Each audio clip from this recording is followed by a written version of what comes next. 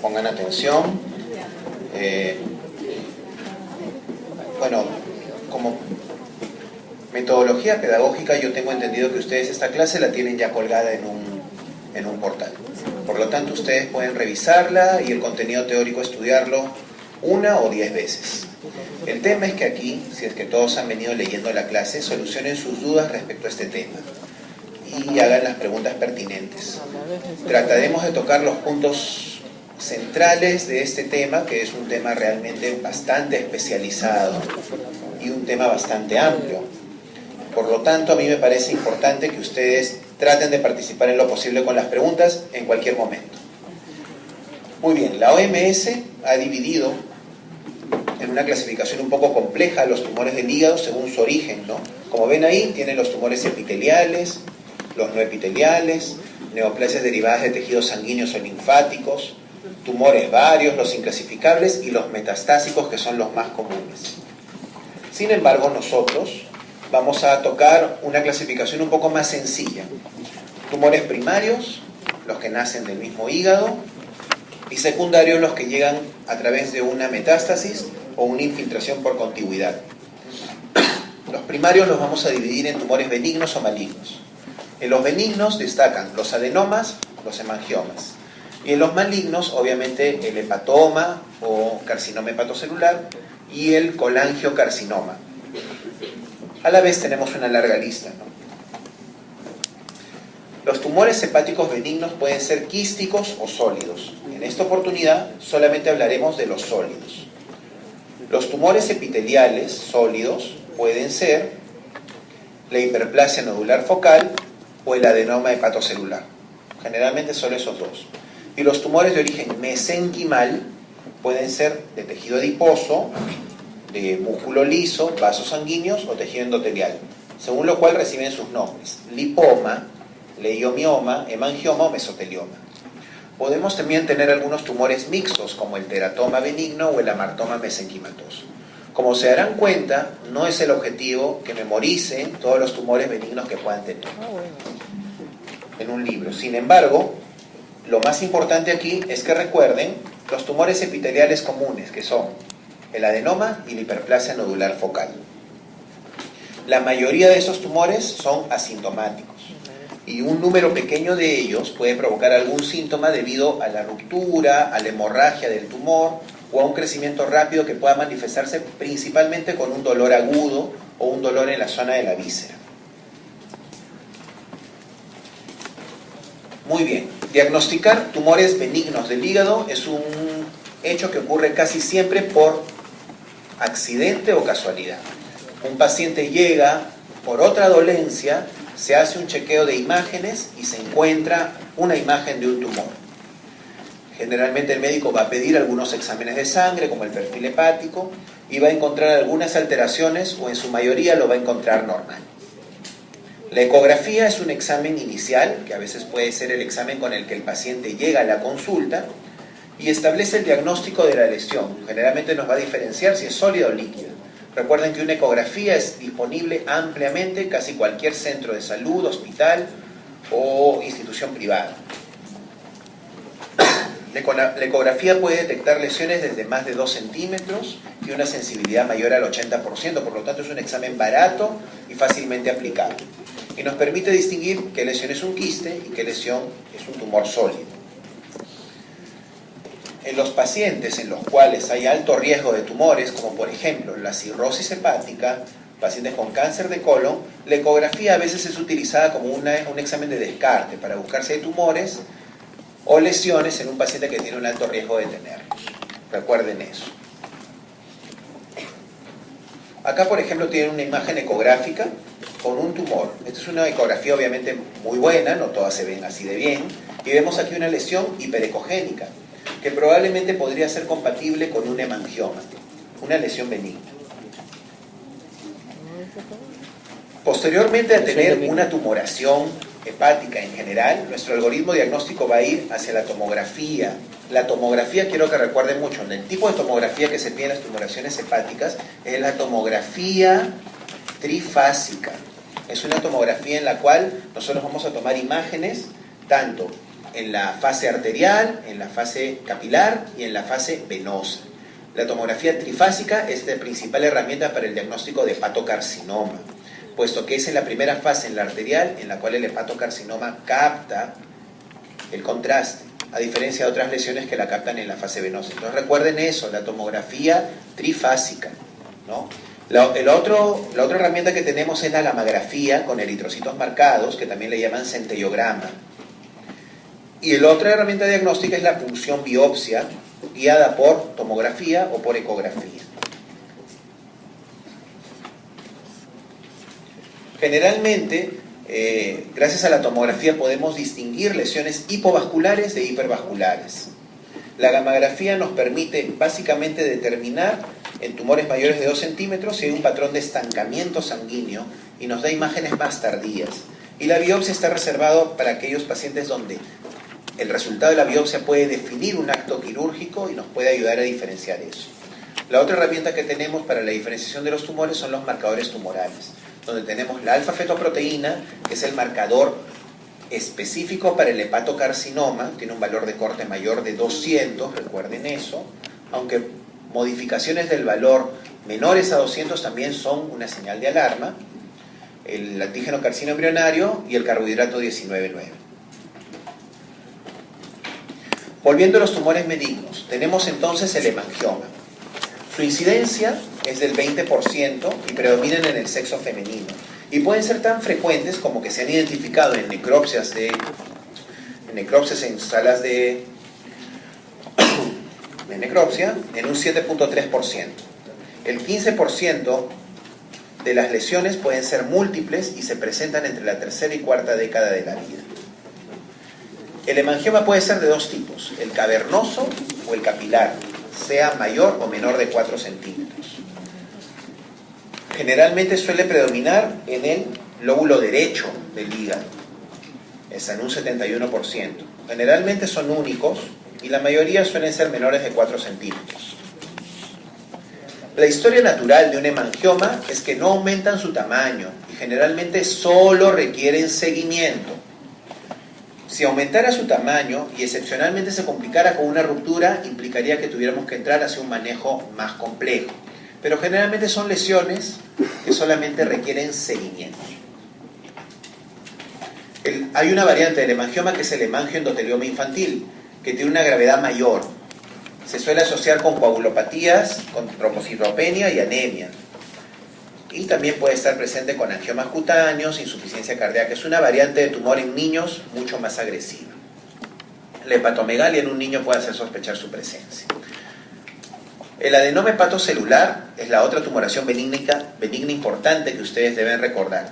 Es un tumor estrechamente relacionado con la ingesta de anticonceptivos orales. Casi siempre lo van a observar en mujeres jóvenes. Generalmente es un hallazgo. Una mujer que ya con una ecografía tomada por otras causas, de repente en la búsqueda de cálculos en la vesícula, y le encuentran una tumoración. Suele también presentarse con un dolor abdominal inespecífico, 20% puede tener una hemorragia como una primera manifestación de la enfermedad, y un 10% puede presentar una masa palpable cuando llega a crecer a gran tamaño, ¿no?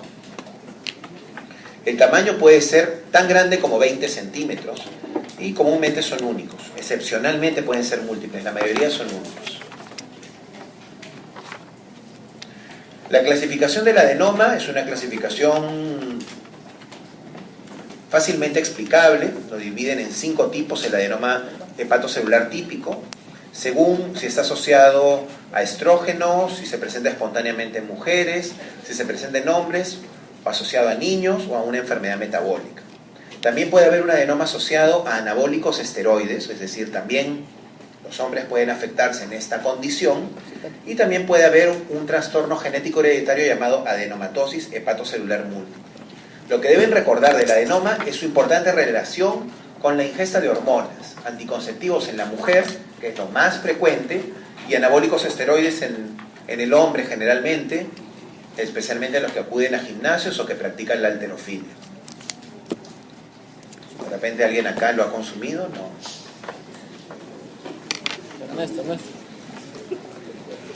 En la actualidad, ni la tomografía ni la resonancia magnética Te pueden distinguir con certeza de 100% si esto es un adenoma o diferenciarlo de una hiperplasia nodular focal o de un tumor hepático maligno. Hay algunas características que te orientan, pero generalmente va a ser la historia clínica y el curso de la enfermedad lo que te va a orientar más. Se suele aconsejar la comprobación histológica cuando se detecta un adenoma, es decir, se suele aconsejar que se haga una biopsia para que el paciente esté tranquilo y se sienta confiado respecto a su diagnóstico. Recuerden que los casos complicados se presentan con hemorragia intratumoral. La presencia de síntomas severos, es decir, un adenoma muy grande que crezca, que comprime el estómago, que no permita la alimentación, puede indicar la necesidad de cirugía. La hiperplasia nodular focal es la otra lesión benigna hepática, que no suele tener, a diferencia del adenoma, complicaciones hemorrágicas. No progresa a neoplasia maligna y eso lo diferencia del adenoma hepatocelular, que sí puede tener, en algunos casos, progresión a malignidad. El adenoma sí puede progresar a malignidad. La hiperplasia nodular focal, no. La ecografía y la tomografía computarizada tienen una baja resolución para diagnosticar esta patología. Sin embargo, la angiografía hepática sí puede revelar tumores hipervascularizados con grandes arterias y sus arteriovenosos. En mujeres jóvenes, cuando se encuentran estos tumores benignos, puede indicarse la resección del tumor benigno, excepto cuando sean lesiones muy profundas en el hígado, que la cirugía sería muy riesgosa. Si la tumoración benigna, ya sea un adenoma o una hiperplasia nodular focal, es accesible a la resección, muchas veces el cirujano o el médico tratante se va a orientar hacia extirpar el adenoma para lograr la confirmación histológica final y saber que era una lesión benigna. Eso, como saben ustedes, puede cambiar el desenlace o la vida de una persona. Bueno, acá vemos algunas imágenes, como verán.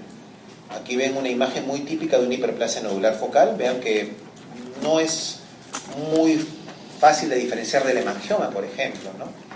Sí tiene características muy diferentes a un hepatocarcinoma.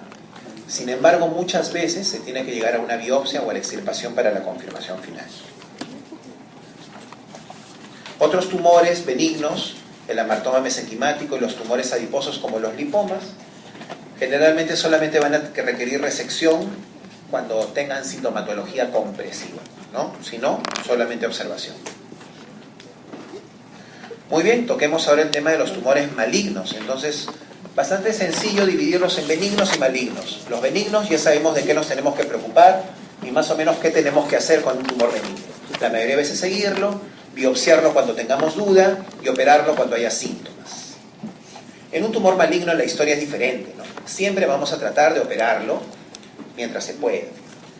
Bajo el título de tumor maligno vamos a incluir, como les mencioné, los tumores derivados del epitelio o de tejidos mesenquimales. A la cabeza ustedes van a tener el hepatocarcinoma, que es el tumor derivado del hepatocito mismo. Tenemos también una variante del mismo que se le llama tumor fibrolaminar. Tenemos el hepatoblastoma, que esto es de presentación infantil, y tenemos el colangiocarcinoma, que es el tumor que deriva de células del epitelio del conducto biliar. El colangiocarcinoma puede ser de presentación extrahepática o intrahepática. Obviamente el que nos compete a nosotros en este tema es el de presentación intrahepática, que se le llama periférico, porque el que nace del colédoco está fuera del hígado. Entre los mesodérmicos, que son mucho menos frecuentes, tenemos el hemangiosarcoma, los sarcomas, los leiomosarcomas y los linfomas. Hablemos del carcinoma hepatocelular, ¿no? Es un tumor maligno, epitelial, nacido de células hepáticas. Se estima que en el mundo 1.250.000 personas fallecen por ese tumor al año. Es un tumor muy frecuente en ciertas partes del mundo, como en Asia, donde hay mucha incidencia de hepatitis C o hepatitis B. Tiene una variante de crecimiento más lento que se le llama fibrolamelar, ¿no? Que no tiene predilección por el sexo y no se asocia a cirrosis ni hepatitis viral, como sí sucede con el hepatocarcinoma. Los factores que se han demostrado asociados al hepatocarcinoma son la hepatitis B, la hepatitis C, la cirrosis alcohólica a la cabeza. Esos son los tres más importantes. Tenemos la aflatoxina, tenemos los anticonceptivos orales esteroides, así como se relacionan con los adenomas, pueden relacionarse con el hepatocarcinoma. TORO-TRAS, que es un contraste para algunos exámenes radiológicos, que ya no se usa, y algunos trastornos genéticos. Clínicamente, un hepatocarcinoma puede ser asintomático, pero quiero que recuerden muy bien esto. El diagnóstico de un hepatocarcinoma se hace en el contexto de una cirrosis hepática en el 90% de casos. Es decir, nosotros vamos a buscar hepatocarcinomas en nuestros pacientes con cirrosis. De hecho, el protocolo de la especialidad es que nosotros a cada paciente cirrótico le vamos a hacer alfa-fetoproteína y ecografía abdominal cada 6 meses. Y eso es lo que ustedes también deben manejar cuando tengan a un paciente cirrótico a su cargo.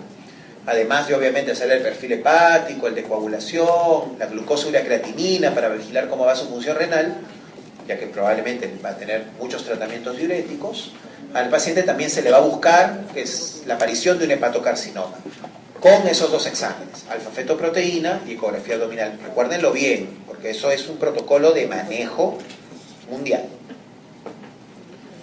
Entonces nosotros vamos a investigar a todos nuestros pacientes cirróticos que no tengan síntomas de hepatocarcinoma para buscar lesiones potencialmente curables. Sin embargo, si un paciente ya viene con síntomas de hepatocarcinoma, probablemente iremos de frente a buscarlo, ¿no? Puede venir con pérdida de peso, ascitis, un hígado palpable debajo del reborde costal, ictericia, vómitos hematemesis, disnea, anemia, síntomas de un tumor maligno, ¿no? Nosotros al examen físico podemos encontrar los signos típicos de la cirrosis en el hepatocarcinoma y podemos encontrar básicamente un hígado grande de características pétreas. Suros, que es un libro de semiología, describe la ocultación de un soplo en el área hepática. Confirma obviamente que estos son tumores muy irrigados, ¿no? Les podría decir que esa semiología prácticamente es algo anecdótico, ¿no? Realmente detectar un soplo con el estetoscopio en un hepatocarcinoma es una situación anecdótica, pero la medicina hace 50 años era eso, suma de anécdotas. La medicina actualmente ha cambiado y se trata más de acercarse a un concepto de ciencia, más exacta, más protocolizada. Por lo tanto, el hepatocarcinoma no lo vamos a detectar con un soplo en el estetoscopio, lo vamos a detectar antes de que aparezca en el paciente con cirrosis, buscando la alternativa preventiva, más que el diagnóstico luminario, como era la característica hace 50 años. Recuerden bien ese concepto porque eso es lo que va a ser medicina para ustedes. Laboratorialmente, los hepatocarcinomas pueden presentarse con hallazgos de pancitopenia debido al fenómeno llamado hiperesplenismo, igual que el cirrótico. Van a tener todas las alteraciones del perfil hepático, desde aumento de transaminasas, bilirrubinas, fosfatasa alcalina y gamma-glutamil, tan igual que un cirrótico. Una clave en un cirrótico que a veces hace sospechar de un hepatocarcinoma es un aumento brusco de la bilirrubina, que puede ser por factor compresivo.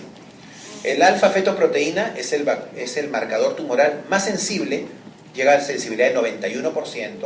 Los valores superiores a 1000 prácticamente son patognomónicos de diagnóstico, pero no es nuestro objetivo encontrar a alguien con 1000. Por eso es que el valor de corte en los diferentes protocolos mundiales bajó a 200. Pero inclusive cambios, cuando ustedes están chequeando un paciente con cirrosis y el paciente todos sus controles cada 6 meses tiene 5, 5, 5, 5, 5 y de pronto en un control les apareció 50, ya eso es un factor de riesgo. El cambio en el valor de alfa-fetoproteína bruscamente ya es una alarma, a pesar de que todos los protocolos digan que el corte es 200 para el diagnóstico. Es verdad que en esa alarma, en esa señal de alarma, muchos pacientes no tendrán hepatocarcinoma, pero muchos sí. Nos interesa encontrar aunque sea uno. Por eso es que yo voy a tomar esos cambios, esas señales de alarma, como un aviso para yo pedir ya de repente una tomografía trifásica. Entonces mi mentalidad ante esto tiene que ser preventiva. Yo debo tratar de detectarlo lo más pequeño posible y si es posible antes de que sea incurable. Entonces voy a de repente pegar un poquito por exceso en el examen. Esa es la idea que ustedes deben llevarse y no simplemente el diagnóstico frío de un cáncer avanzado, de un montón de signos y síntomas que de qué vale reconocerlos cuando el paciente se va a morir en un mes.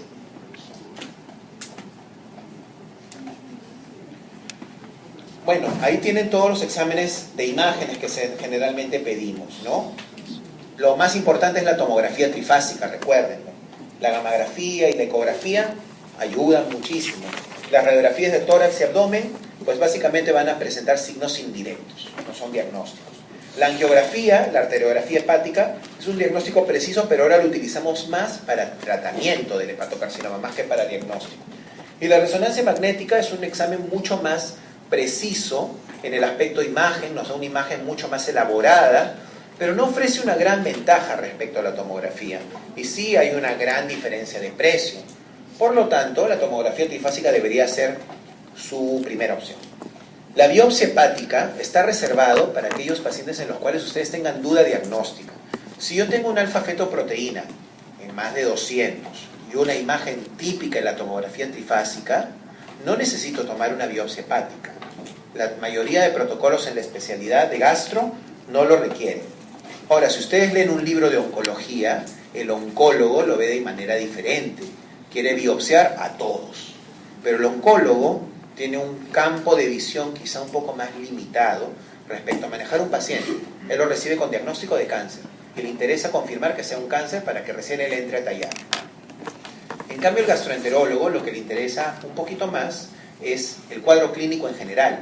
Puede ser un cáncer, puede ser curable, puede ser tratable con una resección o puede requerir un tratamiento paliativo que le prolongue la vida.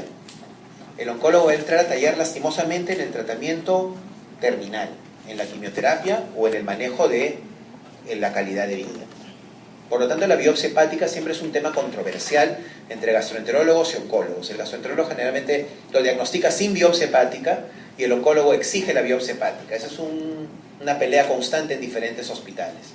Sin embargo, se ha logrado protocolizar que si un paciente tiene una imagen muy típica en la tomografía y un alfa-fetoproteína mayor de 200, no se necesitaría la biopsia hepática para confirmación. Y más aún, si ustedes tienen un tumor operable, menos aún, porque la posibilidad de diseminación con la biopsia es también algo a tomar en cuenta. Estadiar un tumor es algo que lo van a hacer y lo han visto en todas las especialidades, ¿no? La primera forma de estadiaje fue la clasificación de Okuda, una clasificación japonesa que la ven ahí, es muy sencilla. Y la segunda es la clasificación TNM, la típica clasificación para todos los tumores digestivos que ustedes han visto en diferentes cursos o especialidades. Las clasificaciones las tienen ahí. A lo mucho quizá deberían aprenderse Okuda, que es muy sencilla. Siempre van a tener que recurrir a verlo en algún aplicativo de sus celulares o en algún libro o en algún cuaderno. Lo más práctico es verlo en un aplicativo del celular, que hay muchísimos aplicativos ahora de calculadora médica donde los pueden tener a disposición. O sea, memorizármelo es un esfuerzo vano, sinceramente. La clasificación de Barcelona, como la ven aquí, es una clasificación que se basa en la clasificación de Okuda, el estatus funcional del paciente, la bilirrubina, la presencia o no de hipertensión portal y la clasificación de Child de la cirrosis hepática. Esta clasificación ha ganado mucha aceptación en el mundo. Nació en la Escuela de Hígado de Barcelona, del Hospital Clínic. Es una clasificación que se usa actualmente en casi toda América y es quizá la mejor clasificación para decidir el tratamiento. El tratamiento. Entonces, el tratamiento para un cáncer de hígado es tratar de operarlo, tratar de extirparlo, obviamente, como en la mayoría de cánceres. Es la mejor terapéutica disponible. Sin embargo, el hepatocarcinoma es un tumor que tiende a ser multicéntrico, que se asocia a un hígado cirrótico, por lo tanto se asocia a un paciente deteriorado por una cirrosis. Eso obviamente limita la posibilidad de yo poder operar a un paciente con cáncer de hígado. Eso aumenta significativamente las complicaciones. Sin embargo, existen otras modalidades terapéuticas en pacientes los cuales quizá ya están en el límite entre operarse y no operarse, o que quizás son muy mayores o están muy deteriorados, como la quimioembolización o la ablación por radiofrecuencia. Y en los pacientes quizá que tienen mayor chance de operarse, siempre se debe analizar la posibilidad de un trasplante hepático. Hablando específicamente de la resección quirúrgica, es decir, sacar el segmento de hígado afectado por el tumor. Sabemos por experimentos o por experiencia previa que si uno extirpa el tumor, el 90% del tumor extirpado, del volumen de hígado extirpado, va a regenerar en 6 a 8 semanas. Un hígado sano tiene una alta capacidad regenerativa. Operar un tumor en un hígado sano es quizá la mejor opción. Si ustedes tienen un paciente con hepatocarcinoma que no tiene cirrosis, probablemente la resección quirúrgica va a ser la mejor opción de tratamiento, si es que obviamente cumple los criterios de operabilidad.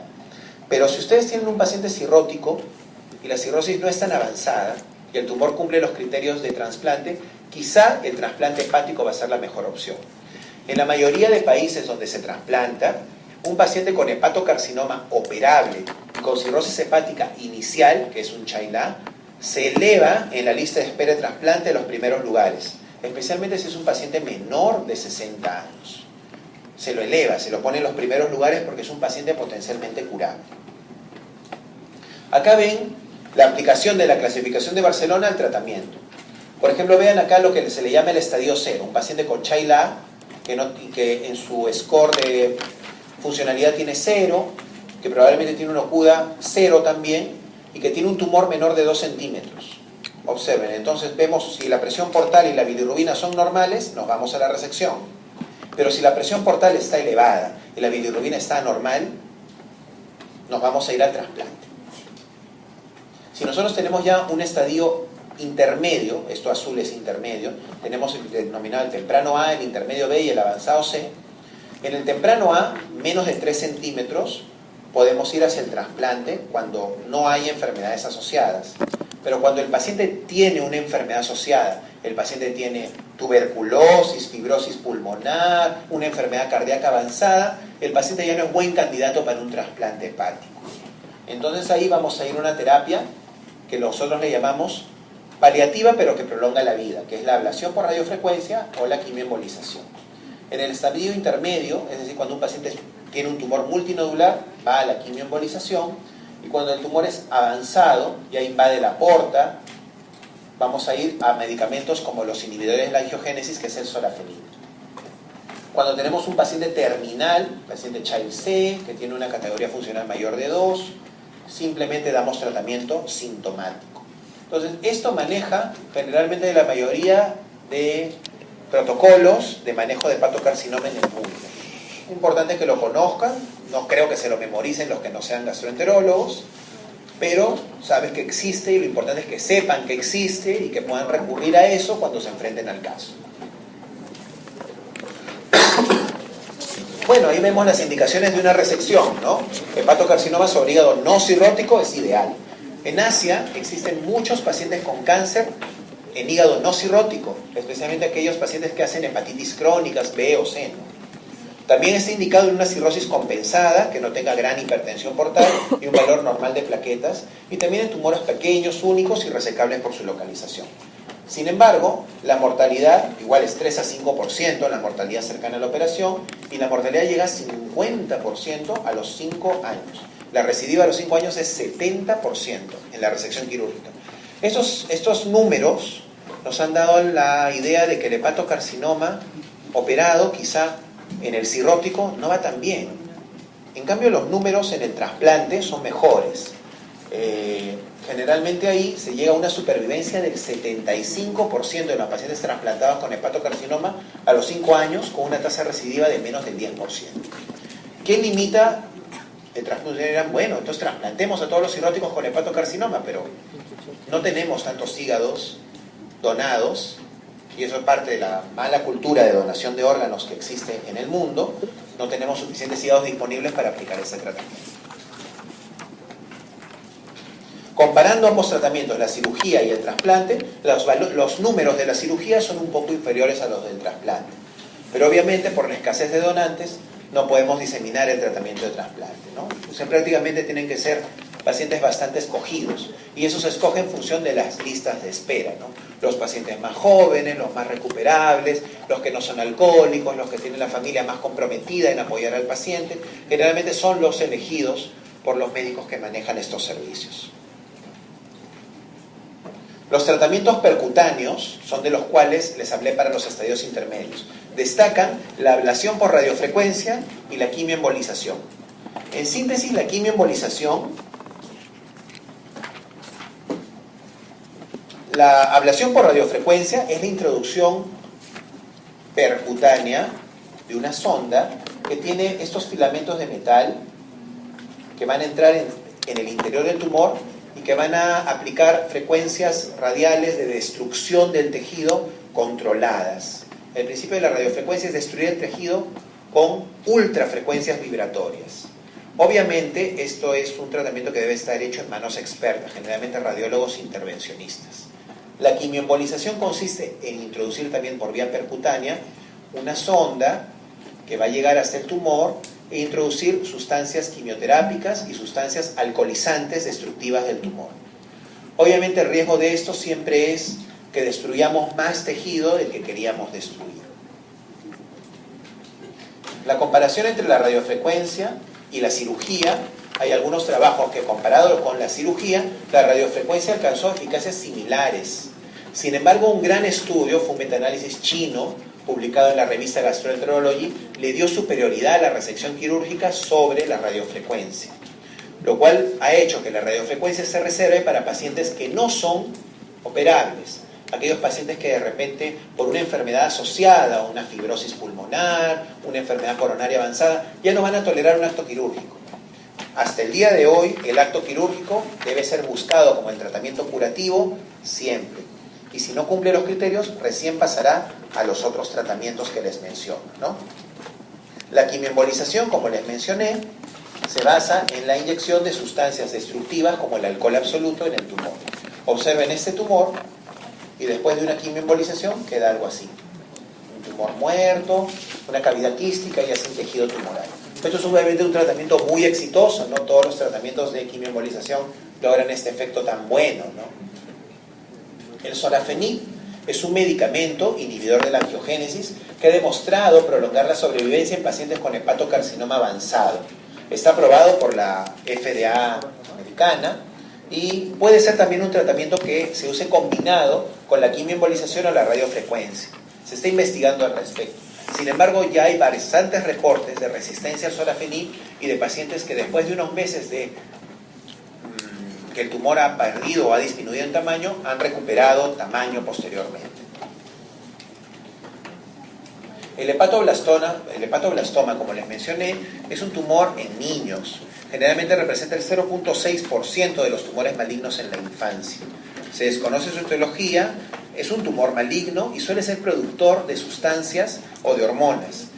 Es muy frecuente ver niños de 5 años o 6 años que por la producción de hormonas masculinas del tumor empiezan a tener diferenciación de caracteres sexuales secundarios, lo cual obviamente ayuda mucho al diagnóstico. Generalmente es un tumor indoloro, pero el paciente se puede presentar con anemia o trombocitopenia. El mejor tratamiento en un niño, y lo doloroso de que es la presentación de un tumor de estos en un niño, obviamente es intentar la cirugía o el trasplante, ¿no? Sin embargo, aunque se logre la resección quirúrgica, recidiva no presenta metástasis en más del 50% de casos. Por lo tanto, es un tumor de pobre pronóstico. El angiosarcoma es un tumor hepático de origen conectivo. Este es el más frecuente de los tumores hepáticos de tejido conectivo o mesenquimal.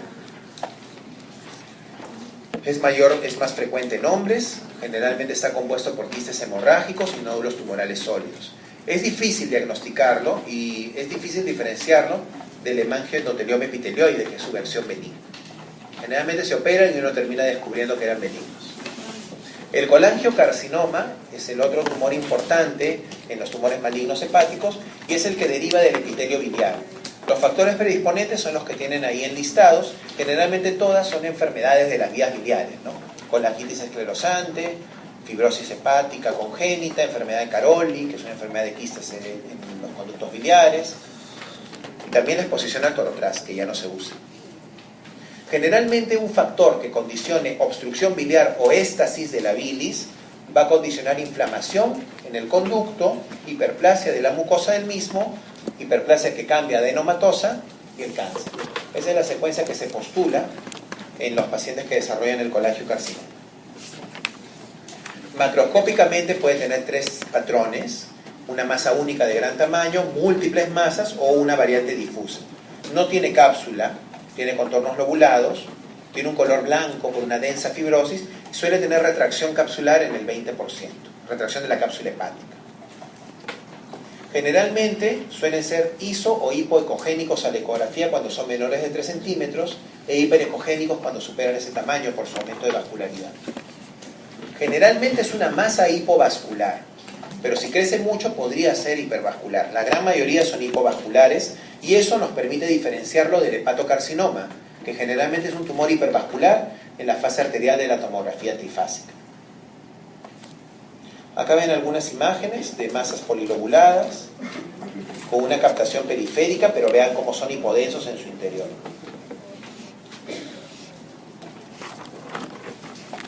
Vean acá cómo está la vía biliar dilatada también al costado, lo cual indica que hay un factor de obstrucción biliar.